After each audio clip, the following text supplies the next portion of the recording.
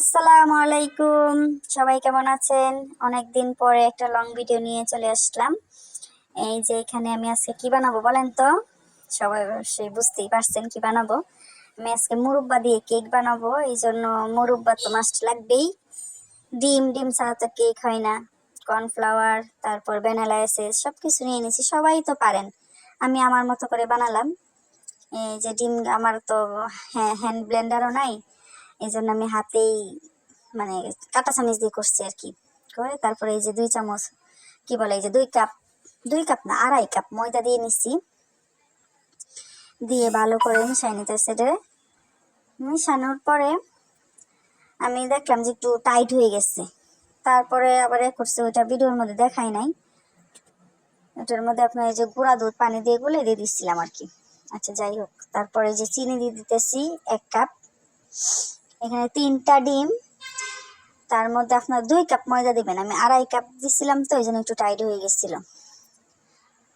তারপরে 1 কাপ তেল, সাদা তেল দিয়ে দিছি।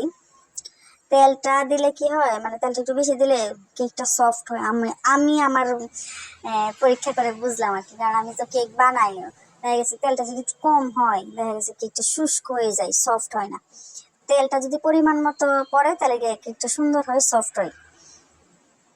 তারপরে যে সুন্দর করে আবার কাঁটা চামচ দিয়ে ঘুরাই সুন্দর করে আবার তারপরে যে কর্নফ্লাওয়ার দিয়ে মানে বেকিং পাউডার দিয়ে দিলাম।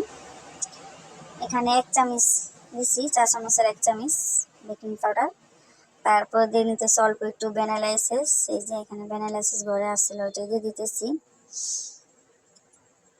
মানে হঠাৎ করে মন চাইলো, মুরব্বা আনছে আমার ছেলের আব্বু।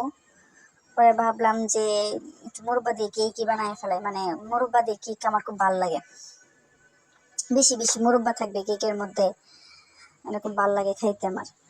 তারপরে এই যে সব রেডি। এখন আমার তো দেখা গেছে কেক বানানোর নাই গে, কি বলে এটা, মানে শেপ আকার তৈরি করার মতো এরকম বাটি থাকে না, ওইরকম নাই। পরে কি করব, ওর আব্বু মানে আমার ছেলের আব্বু, আমার জামাই বুদ্ধি বাইর করছে।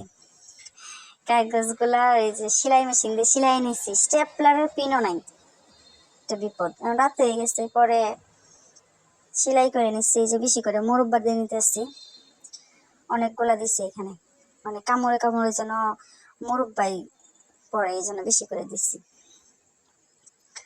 সুন্দর করে সবগুলো করে ছেড়ে দিতেছি। আমি এটা কিন্তু রাইস কুকারে বানাইতেছি। নিচে পানি আছে, আর উপরে যে রাইস কুকারের যে ছিদ্র ছিদ্র ঢাকনাটা, ওইটার উপরে আমি এটা দিয়ে নিচ্ছি। এই নিচেটা আবার একটু বের হয়ে গেছে, মানে ভারী জিনিস হলে থাকে আর কি, এরকম করে। তারপরে যে আমি টোস্ট গুঁড়া করে নিচ্ছিলাম, মিষ্টি টোস্ট, ওইটা আমি গুঁড়া করে সুন্দর করে উপর দিয়ে দিয়ে নিচ্ছি আর কি। মানে দেখতে যেতে ভালো দেখা যায়, এই জন্য আর কি। মানে ঘরে যা আছে তা দিয়েই আমি কেকটা বানাইতেছি আর কি। আমি আমার মতো করে বানাইতেছি, সব মানে অনেকে অনেকভাবে বানায়। তারপরে যে করে দিচ্ছি, এখন ছিদ্রিটাও আমি আপনার দিয়ে বন্ধ করে দিব, কাগজ দিয়ে যেন ভাবটা না বের হয়। এই যে ফাইনাল লুকটা কালকে দেখাবো ইনশাল্লাহ।